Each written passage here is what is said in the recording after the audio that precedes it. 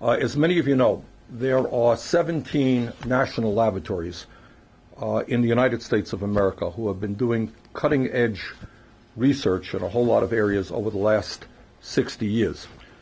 Unfortunately and surprisingly, none of those laboratories have a presence in New England. In 2008, I had the opportunity of visiting Sandia, meeting some of their leadership there, and it occurred to me at that point that we have the potential to establish a very strong and positive relationship with Sandia here in the state of Vermont. And I am excited to announce today that for the first time in New England and in the state of Vermont, that relationship will exist. We are announcing today a Center for Energy Transformation and Innovation right here in Vermont.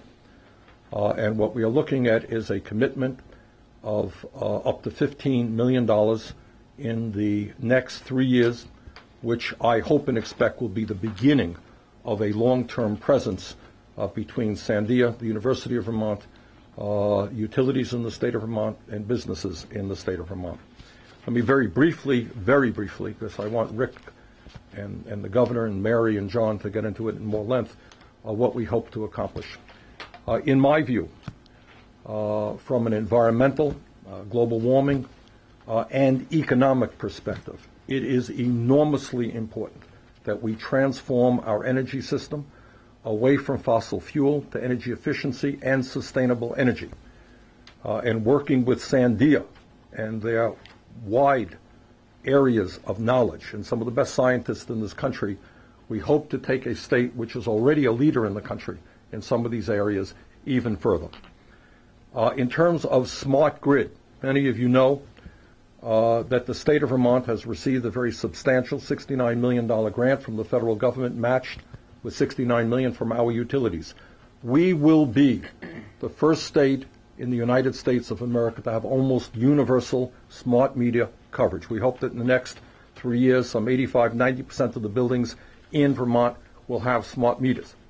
What does that mean? How do we use those meters to increase energy efficiency? What role do those meters play as we bring on thousands of new solar projects, small solar projects, wind projects? How do you integrate that into our grid? That is not an easy project, and we look forward to Sandia working with us in that area. Last but certainly not least, if Vermont can become a leader in the nation in moving forward to energy efficiency and sustainable energy, it attracts a lot of business people who will be working with us in developing that new technology.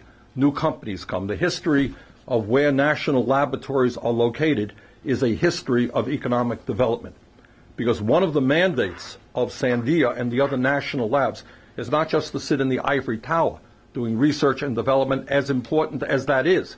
Their mandate is to work with American companies to help them improve their technologies to become more economically competitive.